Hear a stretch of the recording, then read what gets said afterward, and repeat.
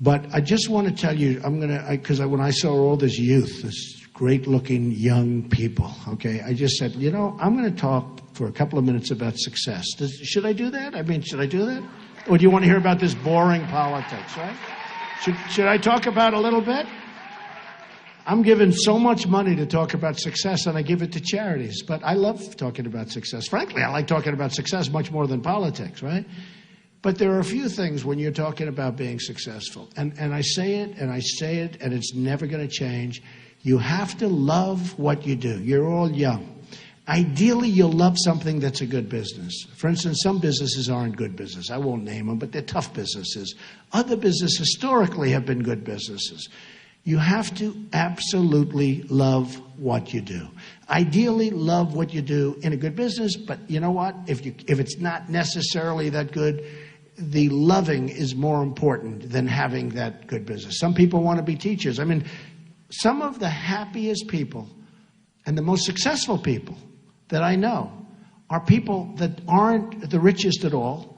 They don't make it all the most money. They're teachers. They're scientists. I know people that are scientists that are like, they can't wait to get to work. They can't wait. Policemen, our police departments are, I think, terribly disrespected. I think they're not given the credit for the great job they do. I have to be honest with you.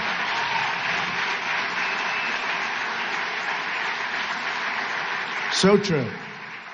And our vets and our people, our military. But I will tell you that the happy people are the people, number one, the people with great families, people that have great relationships with their wives or husband. Very, very important toward success. Because I don't consider success necessarily monetary. Because I know the most successful people in the world.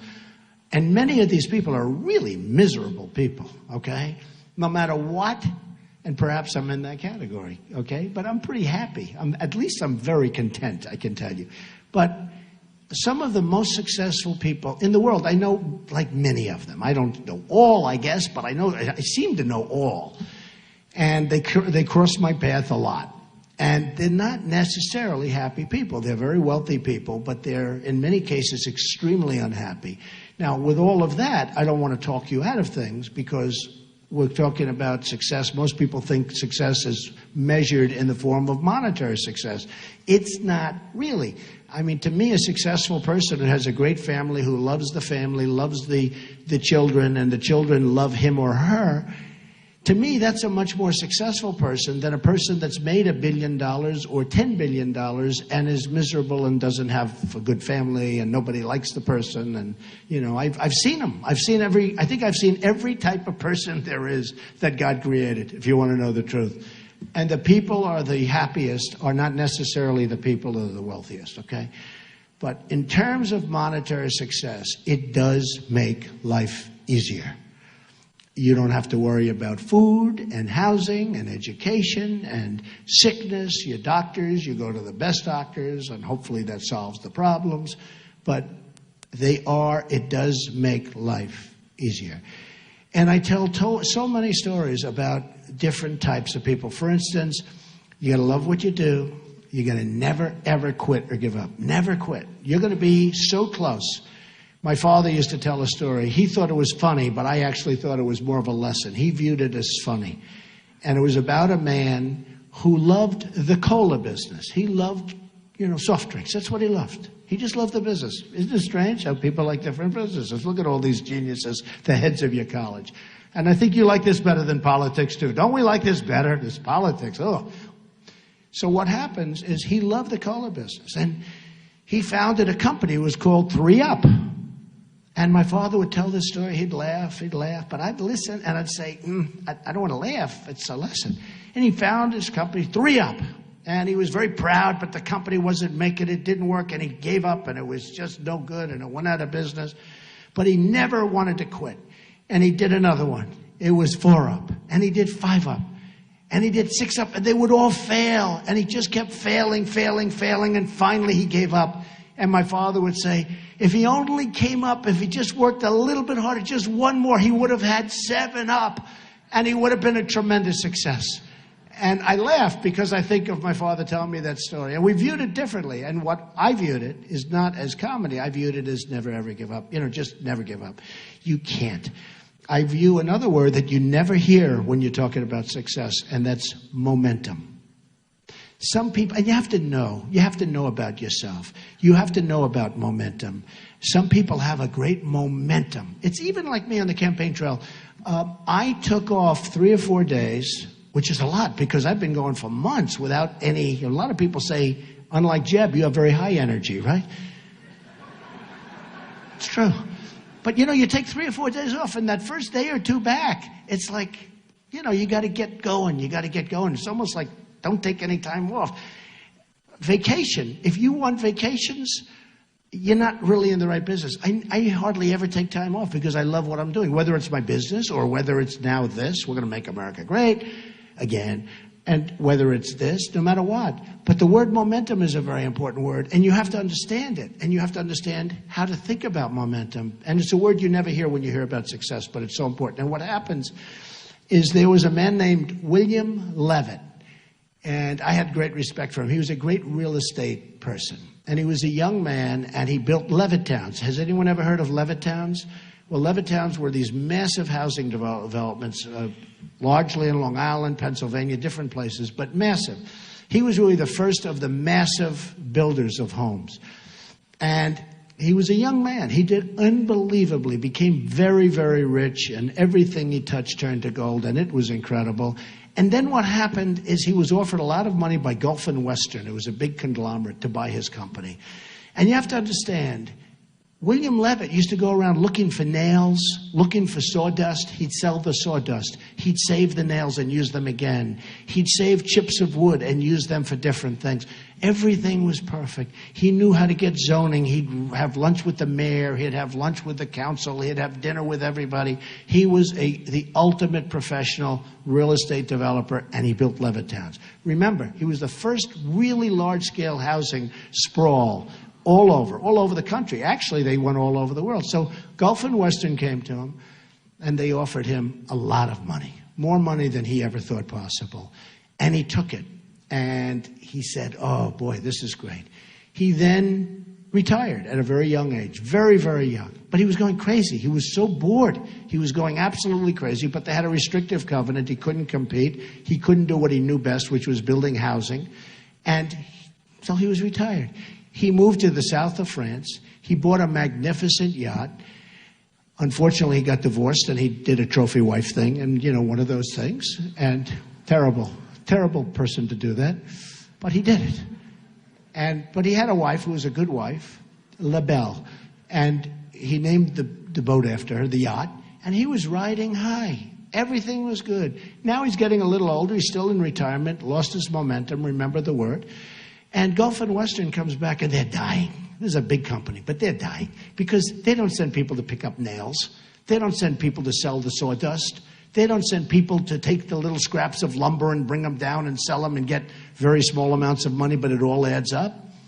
And they're losing their shirt with this company they bought. They couldn't get zoning because they don't take the mayor out to dinner, and they don't do the things that you have to do. And they couldn't get zoning. They had all this land. They went crazy with buying land, and they couldn't sell the company because it was a mess, and they destroyed the company. And they went to William Levitt, and they said, we'd love to sell you the company back.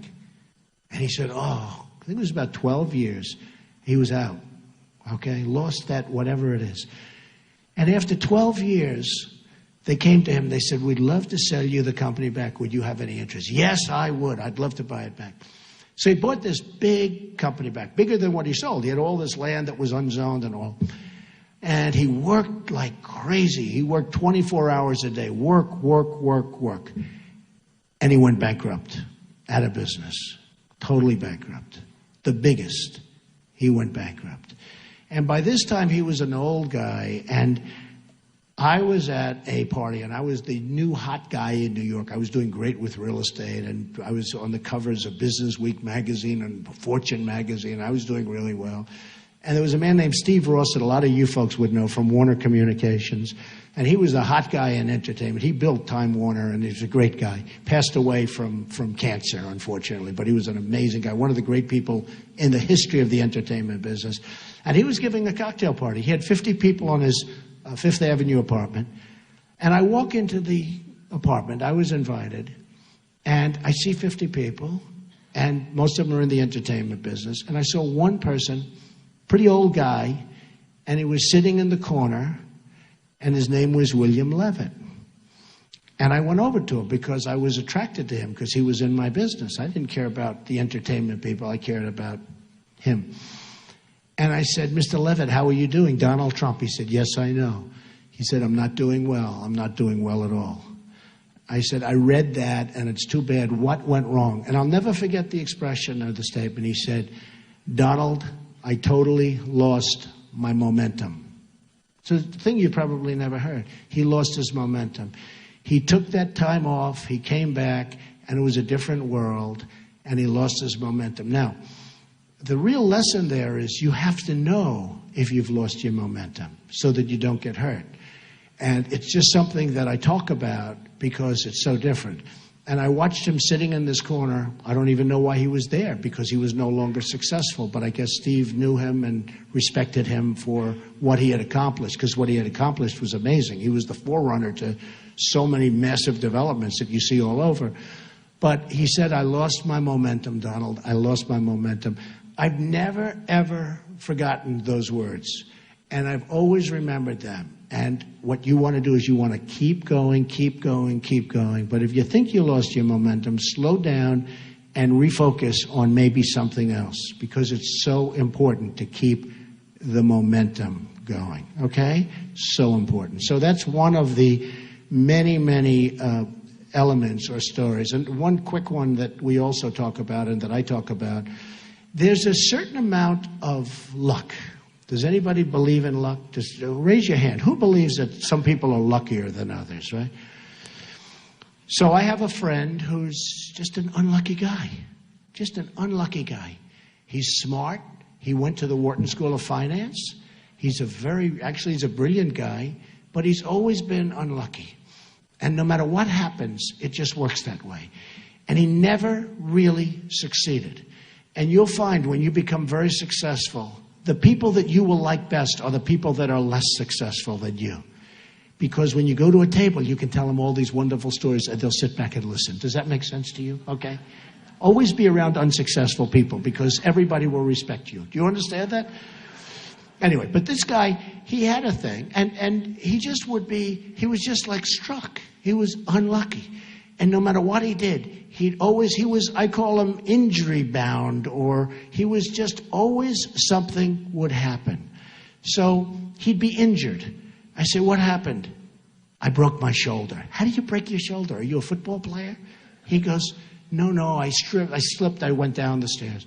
So he's in the hospital, and he's recovering in Long Island, and he comes back, and he's being driven back, and again, he's always injured. He's injury prone. You know the expression? Some people are injury prone. Is anybody in this room injury prone? Don't raise your hand. I don't even want to see it. Don't do it, because you'll convince yourself. Stand up back there. Are you really injury prone? Well, you're a big, strong guy. Are you a football player or something? Huh? You are? Ah, come on. Okay, here's what you do. Tell yourself you're not injury prone. Sit down, okay? Look at the size of that guy. How can he be injury prone? Looks like he's on the Green Bay Packers. I mean, give me a break. But this guy was totally injury prone. No matter what happened, totally injury prone. And he'd always be ill. I'd call his wife and she'd say, oh no, he's very sick. What's wrong with him? And he said, tell me something. I'd say, all right. So he had a broken shoulder, and now he's coming home. Think of this. He's coming home from the hospital, and he's riding on the Long Island Expressway, which is the longest parking lot in the world, by the way. He's riding on because it's so crowded. He's riding on the Long Island Expressway, and an 18-wheeler hits the signs that say, to New York City, 10 miles, right? Knocks over a sign. Think of this. He didn't even get hit by the truck. He got hit by a sign. And I call up to make sure he's okay from the previous injury, and the wife says, no, we were taking him home, and what happened is a big truck hit the big sign, the big stanchion, and the sign came down on the road and it hit his car, and now he's really in trouble, and now he's back in the hospital. Well, just like that, there is a certain amount of luck. But the greatest story to me is Gary Player. Gary Player was a golfer, a great golfer, one of the great golfers of all time. And they used to say he's diminutive. He was small. He worked harder than any human being. He worked harder than any other golfer, but he was a small guy. But he hit it good, he hit it far, great golfer. Everybody's heard of Gary Player from South Africa. Still a great guy. He's always kept himself in shape. I saw him the other day, he's like 80 years old. He's phenomenal. He still looks like he did 20 years ago. But Gary Player worked hard. And he was the first time, maybe I've heard it again, but he was the one, the harder I work, the luckier I get. That was Gary Player. He worked so hard. And they'd say to him, he'd win the U.S. Open, and they say, where are you going tonight? I'm going to practice. I mean, he just won a tournament, and he's going to practice. And I have seen people that work really, really hard. They create to a certain extent, because I do believe there could be something with the whole luck thing. But there are people that work hard. Remember that expression, the harder I work, the luckier I get. The harder he worked, he got stronger, longer. He practiced putting, he practiced chipping. The guy was unbelievable. He won 18 majors, senior and regular. He won like 175 tournaments worldwide, which I think is the record. But he was a hard worker. And he used to say, they'd ask, how do you do this? How are you so successful? He says, well, you know, the harder I work, the luckier I get. And I just think it's a great thing for all of the young people out here and the older people. Hey, I'm still working just as hard. I think I work hard. I think I'm working harder in the last 8 months than I've ever worked before in my life. Believe me. But I enjoy it. You have to really work. The harder you work, remember, the harder you work, the luckier you get. So just remember those few little things. Momentum, love what you do, always love what you do. Always. One final story on success, because I think it's a great thing. I have a friend who's a guy who was born to a very, very successful Wall Street baron. And the Wall Street baron is a vicious, ruthless, horrible human being, okay? You would not like him for dinner. You'd respect him, but you wouldn't like him. And most of the people in the room would know who he is. One of the big barons of Wall Street. Very, very smart, very vicious, very ruthless, more so than you'd ever see in a movie. You know, they can't make movies about guys like this. And he had a son who's a really nice guy. I have no idea how he produced this son. This son is the nicest human being. And the son was in the father's firm on Wall Street, and the firm is a massive firm. And he was unable to compete really with all the young guns in the firm. And the father sort of understood it, loved his son, but drove his son really terribly.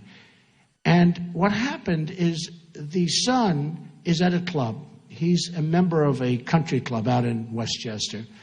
And they were doing a major, major renovation of the clubhouse and the greens and the golf course, a big, big renovation. And people sort of semi-felt sorry for him almost, and they put him in charge. And he was fantastic. He was there at 6 in the morning and 5 in the morning, and he wouldn't leave till 9 in the evening. And the job came in under budget, ahead of schedule. The job turned out to be 10 times better than anyone ever thought. And he was so happy. His wife called me. She said, he's like a new man. He's so happy. He's doing this, and he's so happy. But he doesn't want to leave the firm because he doesn't want to disappoint his father. I said, his father's already disappointed, just in case you have any questions. I said, he's got to get out of the firm. He's got to get out from those killers. And he wouldn't leave. And I met with him, and I met with him and his wife, and not so long ago. And I said, so what are you going to do? He said, I've got to stay with the firm. I said, you're making a huge mistake. 2 years later, he left the firm. He opened a construction company. He can never do what his father did, but he's so happy. He's doing nicely. He's happy. His family loves him again. They couldn't stand him. He was a miserable, unhappy guy. He could not compete. And he now goes around and renovates buildings and all. He's the happiest guy in the world. And in his own way, his father's too tough to say it, but in his own way, his father is proud of what the son is doing. So I only say, really, love what you do and remember those other little things I told you, okay? So that's enough of success. Do we agree? Do we agree? Is that okay, Mr. Instructors? Okay? I wanted